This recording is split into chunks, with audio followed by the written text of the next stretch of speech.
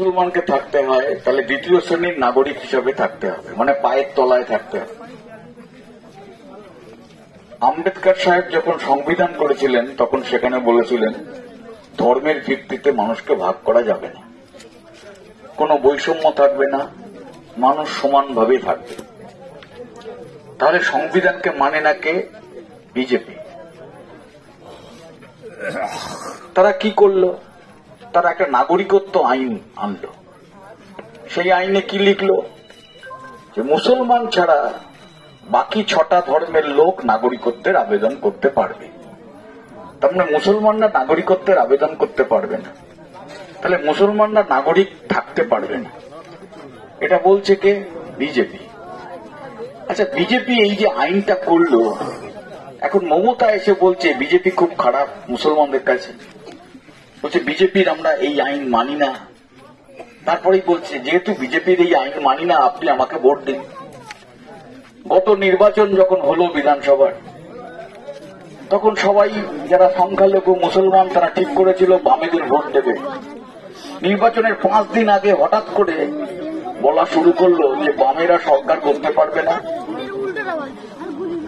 তাহলে বামেদের ভোট দিয়ে লাভ নেই। তাহলে বিজেপি এলে আপনাদের খুন করে দেবে, বিজেপি এলে আপনাদের কচুকাটা করে দেবে। তাহলে বিজেপির হাত থেকে বাঁচাবে কে? মমতা। বিজেপির হাত থেকে বাঁচাবে কে? তৃণমূল। এই গত নির্বাচনে মুসলমানদের মধ্যে 75% মমতাকে ভোট দিয়েছে, তৃণমূলকে ভোট দিয়েছে। মমতা আজকে মুখ্যমন্ত্রী হয়েছে, মমতা আজকে সরকার করেছে, তার মূল কারণ কিন্তু মুসলমানদের ভয় দেখিয়ে ভোট নিয়েছে। আচ্ছা, সেই মুসলমান তো ভাবছে যে তৃণমূল আমাকে বিজেপির হাত থেকে বাঁচাবে। আচ্ছা, বাঁচাবে? এই যে বিজেপি যে আইনটা আনলো যাতে এখানকার মুসলমানরা তারা নাগরিক হবে না, নাগরিকত্ব পাবে না, নাগরিকত্বের আবেদন করতে পারবে না, সেই বিল যখন পার্লামেন্টে পেশ হয়, লোকসভায় পেশ হয়, তখন বিজেপি তৃণমূলের 8 জন এমপি ছিল। এই 8 জন এমপি যখন বিলটা পাশ হয় তখন এক একে কেটে পড়লো পার্লামেন্ট থেকে। আমাদের কাজ আছে বলে কেটে পড়লো। কেটে পড়ে এই বিলটা যাতে পাশ হয় তার জন্য চেষ্টা করল এবং বিলটা পাশ হল। তাহলে বিজেপির বিল, কিন্তু তাকে সমর্থন করলো কে? তৃণমূল। বিজেপির এই বিল সেটা পাশ করবার জন্য সাহায্য করলো কে? তৃণমূল। তৃণমূল আমাদের রাজ্যে 2টো বিশাল বড় জেলখানা তৈরি করবার মতলব করেছে, একটা রাজারহাটে আর একটা হচ্ছে আপনার বনগাঁতে। এই 2টো জায়গায় আমি নিজে ছিলাম, বিমান বোসকে নিয়ে মিটিং করে বলেছিলাম যে একটা ইট যদি গাঁথা হয় সেই ইটে লাঠি মেরে ভেঙে দেবো। তারপর মমতা ভয় পেয়ে গেল, আর করল না। ওই জেলখানা যদি হতো আপনাদের ধরে ধরে সেই জেলখানায় পাঠানো হতো। তারপরে বললো আমি এনপিআর করব, মানে এনআরসি করব। এনআরসি যদি করে তাহলে মুসলমানদের ভাগাতে সুবিধা, তাহলে সেইটা মমতা করেছে। তাহলে এখন মমতা বলছে কেন আমি বিজেপির এনআরসির বিরোধিতা করি? বিজেপি এবং মমতা একই সঙ্গে ছিল, বিজেপির মন্ত্রিসভায় মমতা ছিল, কিন্তু মমতা আমাদের রাজ্যের সরকারে আসতে পারছিল না। কেন? এই কারণে যে পশ্চিম বাংলায় প্রতি 4 জনে 1 জন মুসলমান, 27% হচ্ছে মুসলমান। এই মুসলমান বিজেপিকে ভোট দেবে না, তাহলে কাকে ভোট দেবে? মুসলমানরা তার জীবনের অভিজ্ঞতায় ভেবেছিল বামেরাই হচ্ছে তাদের বন্ধু, বামেদের ভোট দিত। তখন বিজেপি বলল যে দেখো ভাই তৃণমূল, তুমি আমাদের সঙ্গে থেকো না, তুমি আমাদের সঙ্গে থাকলে কি হবে? তুমি মুসলমান ভোটটা পাবে, তুমি বড় আমাদের সঙ্গে আলাদা হয়ে যাও, কিন্তু আমাদের সঙ্গে মধুর সম্পর্ক থাকবে। আলাদা হয়ে গেলে তুমি আমাকে যদি গালিগালাজ করো তাহলে তুমি কার ভোট পাবে? মুসলমানের ভোট পাবে। আর মুসলমানের ভোট যদি তুমি পাবে তাহলে বামপন্থীরা ক্ষমতায় থাকবে না। তাই হলো 2011 সালে বামেরা যে ক্ষমতা থেকে চলে গেল, বিজেপির এই যে কৌশল তৃণমূলের সঙ্গে, সেই কৌশলের জন্য।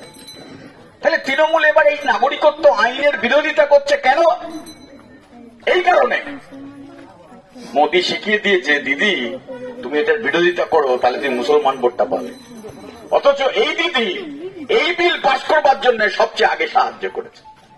আপনাদের এটা বুঝতে হবে। আবার কিন্তু ভোটের 5 দিন আগে আপনাদের বলবে বিজেপি চলে আসবে, বামেরা রক্ষা করতে পারবে না, আপনারা আমাদের ভোট দিন, নাহলে আপনাদের কচুকাটা করে দেবে। একই অস্ত্র দিয়ে যাচ্ছে। আপনি ভাবতে পারেন? বিজেপি দাঙ্গাকারী সবাই জানে, বিজেপির একটা মন্ত্রী আছে, ছিল বাবুল সুপ্রিয় তার নাম। সে বলল পর্নে লুঙ্গি মুখে পান, মানে মানে ভেগে যান, কোথায় যাবেন? পাকিস্তান। তারপর কি করলো? বলো जो जो टूपी पहनता है उसको सीट झुकाना है। टूपी पहनता মানে আমার এই টুপি না, আপনারা যে টুপি পড়েন মানে হিজাবি টুপি। যে যে হিজাবি টুপি পড়বে তাকে মাথা নিচু করতে হবে, আর उसको জয় শ্রীরাম कहना है। জয় শ্রীরাম বলতে হবে। কেন মুসলমান জয় শ্রীরাম বলবে কেন? এইটা নিয়ে হিন্দু মুসলমান আলোড়ন হয়ে গেল। তার মধ্যে কি হলো? আমাদের ইমাম তার ছেলে রাস্তায় খুন হয়ে গেল। মমতা কি বলল? বাবুল সুপ্রিয়র হাত সাম্প্রদায়িক দাঙ্গার রক্তে স্নাত, মানে হাতের সাম্প্রদায়িক দাঙ্গা, মুসলমানের দাঙ্গার রক্ত হাতে লেগে আছে বলল। সেই বাবুল সুপ্রিয় যখন বিজেপির টিকিট পেল না, তখন সবচেয়ে আগে কাছে টেনে নিল কে? মমতা। তাকে মন্ত্রী করলো। মনে করবেন না একবারের কথা? আচ্ছা, আপনি আজকে দেখুন তো আমাদের এই যে বিধানসভাতে যিনি ক্যান্ডিডেট হয়েছেন তার নাম কি? আমি নাম বলতে চাই না, আমার সঙ্গে লড়াই হচ্ছে তার। কিন্তু 3 তারিখে সে ফেসবুকে কি লিখলো? লিখলো মোদিময় ভারত। কি লিখলো? মুসলমানদের তাড়াতে চাই। কি লিখলো? সিএএ নাগরিকত্ব আইনের প্রয়োগ চাই। তাহলে হিন্দু রাষ্ট্র চাইছে 7 দিন আগে, মুসলমানদের ভাগাতে চাইছে 7 দিন আগে, মুসলমানদের নাগরিকত্বের পথে কাঁটা ফেলতে চাইছে 7 দিন আগে, আর 7 দিন পর তার দেওয়াল লেখা হচ্ছে মমতা ব্যানার্জির স্নেহধন্য মুকুটমণি অধিকারীকে ভোট দিন, জোড়া ফুল চিহ্নে। মেনে নেবেন? একটা ক্যান্ডিডেট, একটা কেন্দ্রে 2টো ক্যান্ডিডেট বিজেপি ক্যান্ডিডেট। বিজেপি জানে জগন্নাথ সরকার জিতবে না, তাহলে জগন্নাথ সরকার না জিতলে আমার কি হবে? তাহলে কি করলো? কাকের বাসায় কোকিলের ডিম ফেলে দিল। কাক ভাবলো যেটা আমার ডিম, বলে তা দিল, তারপর বাচ্চা ফুটলো, কোকিল হয়ে কোকিলের বাসায় ফিরে গেল। তার মানে মুকুট যদি জিতে যায় তাহলে কি হবে? তাহলে আবার বিজেপিতে ফিরে যাবে। তার মানে একই কেন্দ্রে 2টো বিজেপির ক্যান্ডিডেট, তারা এসে আপনার কাছে ভোট চাইবে ভোটের আগে। আমাদের ভোট দিন, বিজেপির হাত থেকে বাঁচাবো। বিজেপির প্রার্থী তুমি, বিজেপির এমএলএ তুমি, এখন এই কেন্দ্রে তুমি মুসলমানের কাছে ভোট চাইছো। যে মুসলমানদের তুমি তাড়াবো বলেছ। এখানে রাম মন্দির কে উদ্বোধন করেছে? মনে নেই আপনাদের? রাম মন্দির মানে কি? আমাদের বাড়িতেও তো মন্দির আছে, ছোট ছোট মন্দির আছে। আমার মা বাড়িতে বেরোনোর সময় না আশীর্বাদ করে, কি করবো? খারাপ কিছু? আমার মা কখনো বলে মুসলমানদের ঘৃণা করো? মোদি কি বলে? মোদি বলে তো মুসলমানদের ঘৃণা করো। সেই মোদি রাম মন্দির করছে কেন? বাবরি মসজিদের জায়গায় কেন? ভগবানকে এত তুচ্ছ, ভগবানকে ঘৃণা করতে শিখিয়েছে, ভগবানকে এত স্বার্থপর। আমার কোন জায়গা নেই, বেছে বেছে মুসলমানের মসজিদের জায়গা ভেঙে সেটা আমার মন্দির করতে হবে, এটা ধর্ম। আজকে গুজরাটের ওই মেয়েটা বিলকিস বানু ধর্ষতা হয়ে গেল। ধর্ষণের পর গ্রেপ্তার হলো ধর্ষকরা।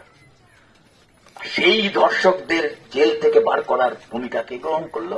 মোদি। জেল থেকে বেরোলো ধর্ষকরা, লাড্ডু বেলানো হলো। আপনি ভাবতে পারেন এটা ধর্ম হতে পারে? গুজরাটের যখন মুসলমান নিধন হচ্ছে, তখন একটা 5 বছরের গর্ভবতী মহিলা মুসলমান বলে তার পেটের মধ্যে বর্ষা ঢুকিয়ে দিয়ে তার পেটের মধ্যে থেকে 5 মাসের ভ্রূণটা বার করে জয় শ্রীরাম বলছে। এটা হিন্দু ধর্ম? তাদের দলের লোক একটা সিটে দুটো জায়গায় দাঁড়িয়েছে বিজেপির আর তৃণমূলের হয়ে। আপনি তাকে ভোট দেবেন?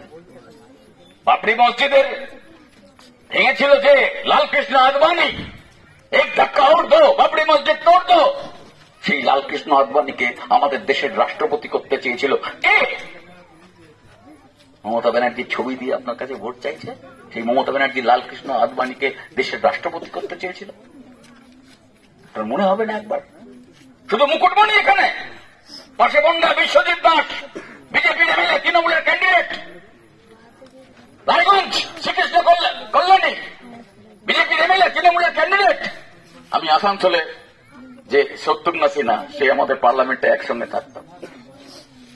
22 বছর বিজেপির এমপি, আজকে তৃণমূলের ক্যান্ডিডেট।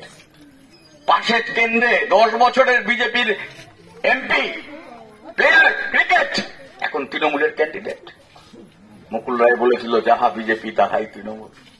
আজকে পড়তে পড়তে প্রমাণ হয়ে যাচ্ছে। আমি বেশি কথা বলবো না। স্বরূপের ওখানে আমাদের একটা কর্মসূচি আছে, মিলিয়ে দেখে নেবেন। নিজেদের জীবনের অভিজ্ঞতার ভিত্তিতে আপনাকে বিক্রি করে তুলাদণ্ডে ওজন করে ক্ষমতার স্বাদ নিতে চাইছে মমতা। কতদিন আর দেবে নেই স্বাদ। আপনার ভোটে সরকার তৈরি করে লুট করছে। যত গন্ডগোল হয় সামনে মুসলমানদের লেলিয়ে দেয়। কেন? বিজেপি বলে মুসলমানরা জেহাদি, বিজেপি বলে মুসলমানরা রসুন খায়, মুসলমানরা গরম, মুসলমানরা সন্ত্রাসী। আর বাচ্চা বাচ্চা মুসলমান ছেলেদের হাতে বোমা পিস্তল ধরিয়ে দিয়ে মমতা তাদেরকে সামনে এগিয়ে দেয়। বিজেপির কথাটা সত্যি প্রমাণিত করে। মমতা বলে যে গরুর দুধ দেয় তার ছাট খেতে হয়, এমন মুসলমানদের গরু বলে। রামনবমীর মিছিল, তুমি সরকারে আছো, তুমি বলতে পারো না? রামনবমীর মিছিল প্রতিবার হয় আর গন্ডগোল হয়, আমি রামনবমী মিছিল করতে দেবো না। প্রত্যেকে বাড়িতে বাড়িতে রামনবমী মিছিল হবে। কি বলে? গতবার বলেছিল যে ঈদ চলছে, ঈদের সময় মুসলমানরা শান্ত থাকে, ওই এলাকা দিয়ে মিছিল যাবে না। মানেটা ঈদের সময় মুসলমানরা শান্ত থাকে আর সব সময় হচ্ছে মুসলমানরা অশান্ত থাকে। তাহলে বিজেপি যেটা বলে এরা জেহাদি, এরা সন্ত্রাসী, তুমি সেই কথা বলছো না? আমি সেই জন্য অনেক কথা আছে, সে কথার ভান্ডার পড়বে না। আপনাদের সেই কথাগুলো সন্ধান করতে হবে। বিজেপি আপনাদের ভাগাবে, তৃণমূল আপনাদের ঠকাবে, আর আপনাদের পাশে থাকবে বাম কংগ্রেসের। দিলীপ কুমার প্রখ্যাত অভিনেতা, যখন বাবরি মসজিদ ভেঙে গেল, গোটা দেশে একটা ভয়ঙ্কর আতঙ্কের মনোভাব মুসলমানদের মধ্যে। দিলীপ কুমারকে জিজ্ঞাসা করা হয়েছিল যে আপনি কোথায় থাকতে চান, কোন জায়গাটা নিরাপদ বলে মনে করেন? তখন দিলীপ কুমার বলেছিল জ্যোতিবাবুর পশ্চিম বাংলা, এইটার মতন নিরাপদ জায়গা আর কোথাও নেই। এই যে সম্প্রীতির জায়গা তৈরি করেছিল বামফ্রন্ট, সেই সম্প্রীতির জায়গায় তৈরি করতে হবে আপনাদেরকে। সেই জন্য কাস্তে হাতুড়ি তাড়াতে ভোট চাই। আমি এই আহ্বান আপনাদের কাছে রেখে, আমি দুবারের এমপি ছিলাম। আমি যখন গুজরাটে গণহত্যা হয় তখন ওই শরণার্থী শিবিরে গিয়েছিলাম, তখন গিয়ে দেখেছিলাম 20,000 লোক আর একটা পায়খানা বাথরুম। আর মোদি বলছে এরা বেশি বেশি করে পয়দা করে, এদের এখানে পায়খানা বাথরুম করব না। আমি তখন ডিওয়াইফাই করতাম। আমি ওখানে গিয়ে আমি যারা মুসলিমরা যারা ওখানে ছিল তাদের সাহায্য করে এসেছিলাম। পার্লামেন্টে প্রতি মুহূর্তে বক্তৃতা দিয়েছি, সম্প্রীতির কথা উচ্চারণ করেছি। সেটা শুধু মুখে নয়, আমি আমাদের কাজে পরিণত করেছি। ভোটের জন্য আপনাদের কাছে কথা বলছি না। ভোটের আগে লড়াই করি সংখ্যালঘুর পক্ষে, ভোটের সময় লড়াই করি, ভোটের পরে লড়াই করি। আম্বেদকর এটা আমাদের শিখিয়ে দিয়েছিল সংবিধানে, যে সেটা হচ্ছে যারা সংখ্যালঘু এবং যারা সংখ্যাগুরু তাদের মধ্যে সমতা প্রতিষ্ঠা করার দায়িত্ব হচ্ছে সংবিধানের মূল লক্ষ্য। ফলে সেই সংবিধানের প্রতি অবনত মস্তিষ্কে আমরা কাজ করতে চাই। তার সুযোগ করার জন্য আমি আপনাদের কাছে দোয়া চাই, আপনাদের আশীর্বাদ চাই। আশা করব সেই আশীর্বাদ দোয়া আপনাদের কাছে পাবো। আপনাদের সকলকে আরেকবার অভিনন্দন জানিয়ে আমি আমার বক্তব্য শেষ করছি।